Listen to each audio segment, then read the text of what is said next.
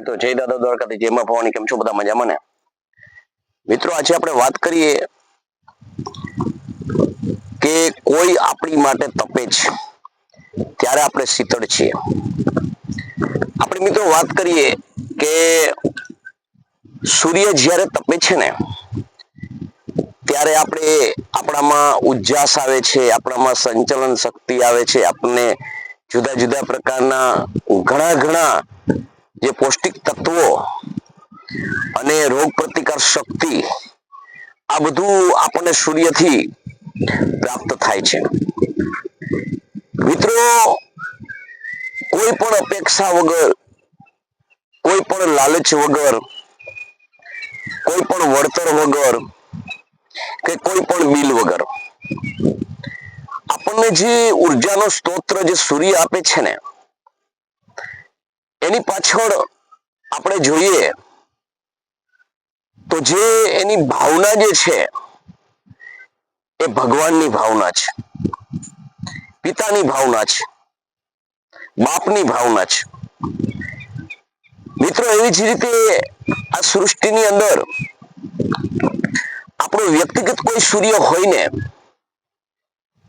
તો આપણો વડીલ ભાઈ હોય કે આપણો બાપ હોય, માતા પિતા હોય. પણ મિત્રો આપણે આજ વાત લઈએ બાપની, કે મિત્રો આપણે જ્યારે આપણા બાપ ના વિશે આપણે વિચારીએ ને તો ખરેખર આપણને ખબર પડે કે પિતાનો રોલ શું હોય છે, બાપનો રોલ શું હોય છે. પોતે આખો દિવસ સતત તપે છે, સતત વેદના વેઠે છે, સતત તકલીફ ભોગવે છે અને તડકામાં રહે છે, ત્યારે આપણે ઠંડા એસી ની અંદર આપણે મજા માણીએ છીએ. રાત દિવસનો વિચાર કર્યા વગર, ચોમાસામાં ભીંજાવાનો વિચાર કર્યા વગર, ઉનાળાનો તપવાનો હિસાબ કર્યા વગર અને શિયાળામાં ઠંડી નો વિચાર કર્યા વગર કોઈ તમારી માટે એવી રીતે તપે છે ને, કોઈ તમારી માટે એવી રીતે ઠંડી વેઠે છે ને, કોઈ એવી રીતે તમારા માટે ભીંજાય છે ને, ત્યારે તમારા જીવનની અંદર જ્યારે ઠંડકમાં હૂંફની જરૂર હોય છે, ચોમાસામાં આશરાની જરૂર હોય છે અને ઉનાળામાં ઠંડકની જરૂર હોય છે. આ બધી વસ્તુ આપણા જીવનમાં જો પૂરું કોઈ પાડતું હોય એવું જો મિત્ર કોઈ પાત્ર હોય ને તો એ પિતા છે. પિતાની તોલે કોઈ ના આવે. કોઈ પણ જાતની અપેક્ષા વગર, કોઈ પણ જાતના સ્વાર્થ વગર તમારી પાછળ કોઈ જીવન ઘસી નાખતું હોય, નિચોડી નાખતું હોય, તમારા માટે કંઈક કરી છૂટવાની તમન્ના હોય, તમારા માટે જીવન પર્યંત કંઈક કરી દેવું છે, આવી સતત વ્યથા વેદના અને એના જીવનની અંદર બસ તમારા સિવાય કોઈ લક્ષ્ય ન હોય, તમારા સિવાય કોઈ એનું બીજું વિચારવાનું ન હોય, એવું જો તમારી માટે કોઈ પાત્ર હોય ને મિત્રો તો એ પિતા છે. પિતા કહેતા પરમાત્મા, કે અહીંયા આનંદ આપે અને પરલોકમાં પણ આનંદ આપે એવા કોઈ તમને આશીર્વાદ આપતું હોય તો એ પિતા છે. પિતા પોતાના સંતાનને જ્યારે જન્મ આપે છે ને ત્યારથી પોતાના જીવન સમાપ્ત કાળ સુધી સારું ઈચ્છતું કોઈ પાત્ર તમારા જીવનમાં હોય ને તો એ પિતા છે. પિતાને કોઈ દિવસ તમે થેન્ક યુ કહો, તમે આભાર માનો, તમે એની વ્યથા વેદના સમજો કે ન સમજો, પરંતુ તમારી વ્યથા વેદના અને તમારી જે જરૂરિયાત છે એ પૂરી પાડવા માટે સતત ઘસાતું કોઈ પાત્ર હોય તો તમારા પિતા છે.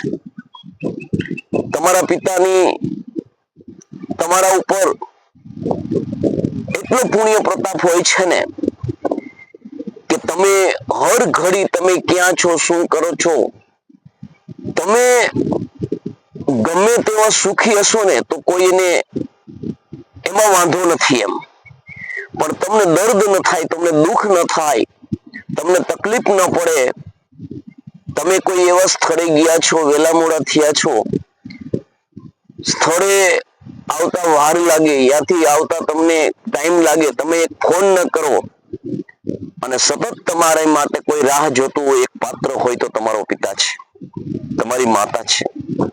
પરંતુ આપણા જ પિતાને કેમ લીધા છે કે માતા જન્મ આપી, સંસ્કાર આપે છે, તમારામાં સિંચન કરે છે, પણ તમારી જરૂરિયાત જે છે તમારા જીવનની, તમારી જરૂરિયાત અને સંસ્કાર બંને કોઈ પાત્ર તમને આપતું એવું હોય ને તો તમારા પિતા છે.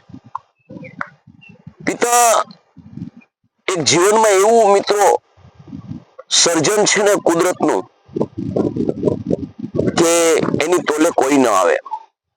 કદાચ મને એવું લાગે છે ભગવાન ગમે ત્યાં પહોંચવા તૈયાર નહીં હોય, ભગવાન તમારું રક્ષણ કરવા માટે સક્ષમ નહીં હોય, ત્યારે તમારી માટે કોઈ પાત્ર જો બનાવ્યું હોય તો એ પિતા છે. તમારી માટે સતત સાથે ચાલી, તમારા જીવન પર્યંતમાં તમને નાનપણથી તમને સક્ષમ બનાવવું, પગભર કરવું, તમને કઈ જગ્યાએ કઈ રીતે તમારે રહેવું, કઈ રીતે સમાજમાં હાલવું, કઈ રીતે જીવન જીવવું, આવું કોઈ તમને પ્રેક્ટિકલ જો સમજાવતું પાત્ર હોય ને તો મિત્રો એ પિતા છે.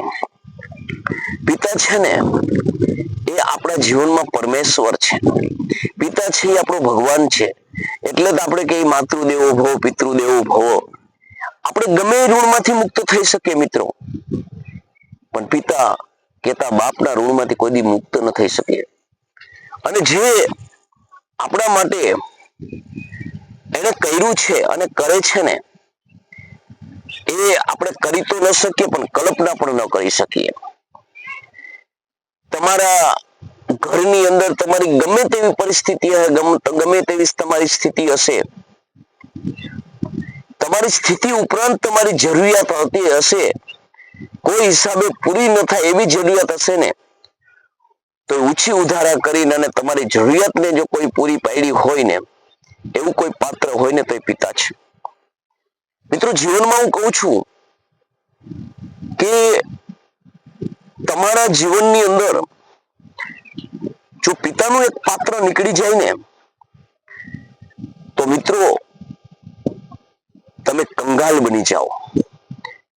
પિતાનું પાત્ર જેના જીવનમાંથી નીકળે ને એટલે જેમ ખોડિયું જીવ વગરનું હોય ને એવું જીવન હોય. કઈ પણ તમે આધિ વ્યાધિ ઉપાધિમાં હોય, કઈ પણ તકલીફમાં હોય અને જરાક તમારા ચહેરા ઉપર કઈ એવું દેખાય ને તો ખંભે હાથ મૂકી પીઠ થાબડી અને કે છે હું જીવું છું, કઈ હોય તો મને કે. આવું કોઈ પાત્ર તમારું સતત તમારું ચિંતન કરતું હોય ને તો મિત્રો એ પિતા છે. પિતાના ઋણમાંથી કદાપી આપણે મુક્ત ન થઈ શકીએ.